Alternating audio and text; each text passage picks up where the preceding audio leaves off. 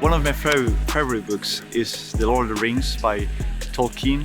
Actually, I'm coming from Blackwell, and I love it because, well, for many reasons. So what is your favorite book?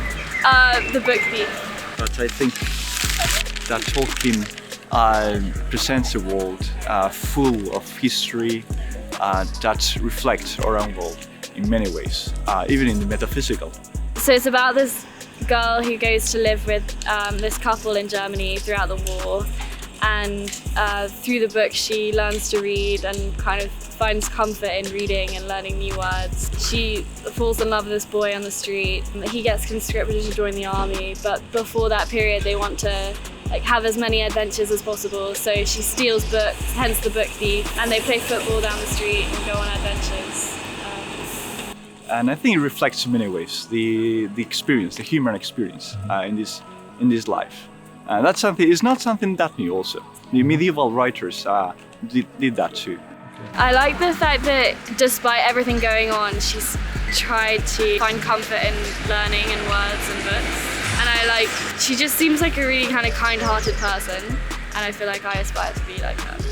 Oh, I read it first because I liked it. And then because of that, I decided to go and study it with a little bit more of depth. So would you recommend it to others? I would, and the film is really good too. Oh yeah, I will definitely. I would probably recommend starting with The Hobbit. What is your favorite book? My favorite book is Dante's Inferno. Favourite book I've read recently, which is called Other People's Clothes by Calla, Henkel. Fiesta, Sun Also Rises by Ernest Hemingway. What's the book about? Well, it's about a pilgrim or an ordinary man who midway through his life finds himself in a crisis and doesn't know what to do, and suddenly finds himself in dark wood, and thus begins his path into the Inferno, which is hell and purgatory. Yeah.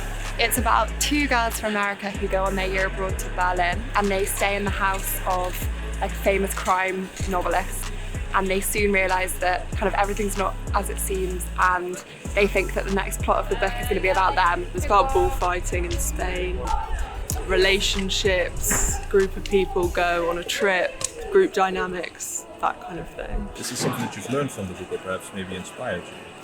I think that knowledge can only bring you so far, really. That's as far as you can immerse yourself in books and manuals on philosophy and how to live your life. As long as you're not out there doing things yourself, you're not really learning anything.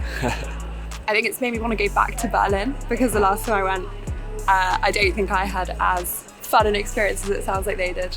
I read it more for escapism. It's kind of book I go back to just to transport myself somewhere else. Would you recommend it to others? Yeah, I would. It's a good read. It's exciting. Yes, I would. I think I really like his style of writing. I think that it's a very good escapist novel. You feel like you're in Spain at the bullfighting rather than wherever you actually are. I think I'd have to say Middlemarch by George Eliot is my favourite. I'd say one of my favorite books is The Giving Tree by Shel Silverstein. So it's about a girl called Dorothea who marries an older clergyman called Casaubon, and basically finds herself in a really unhappy marriage and kind of has to struggle with that. It's a children's book, and I read it when I was kind of like 10 or 11 or something. And the story is, there's this boy and there's this tree, and the boy keeps taking apples from the tree that the tree is giving to him, basically. And then eventually the boy grows older and kind of forgets about the tree, and the tree kind of dies. And is this something that you've learned from it, or perhaps maybe inspired you? I think so, yeah. There's a really good final passage that's something along the lines of the world would not be so different for you and I if it wasn't so dependent upon unhistoric acts and those who rest in unvisited tombs. You know, the premise of the book, I think one of the points is not to forget those that kind of helped you out. And I think that's a good thing to take into life with you, to remember all of the little things that kind of people do, and all of the people who kind of are unwritten in history that do things that really change the world. One thing I've learned from it is that, you know, when you're kind and when you're giving, it doesn't necessarily need to be reciprocated to you so that you still feel validated, like you helped someone. And I think that's something I try and implement maybe in my life. Would you recommend it to others? Absolutely, I always do. Oh yeah, for sure. Probably not when you're like 8 though, because it's kind of sad. It messed me up. But yeah. Good book. It's really hard to choose just one, but I think for the purpose of this interview, I would choose A Confederacy of Dunces by Toole. Germinal by Émile Zola. So I say my favourite book is Have You Eaten Grandma by Gyles Brandreth. It's a book about a man that lives with his mum in the States and thinks that everyone's against him.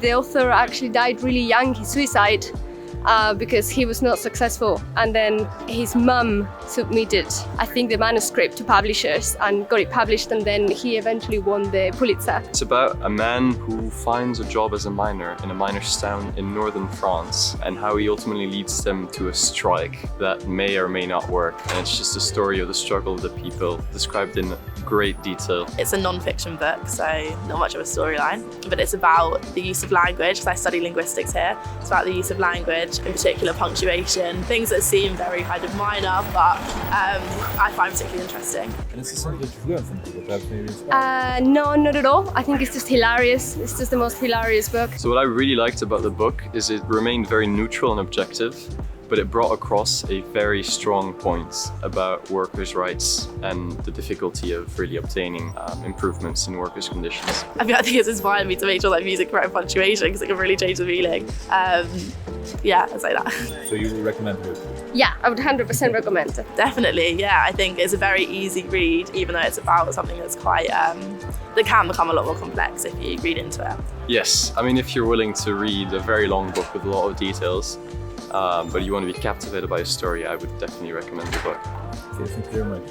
Thank you.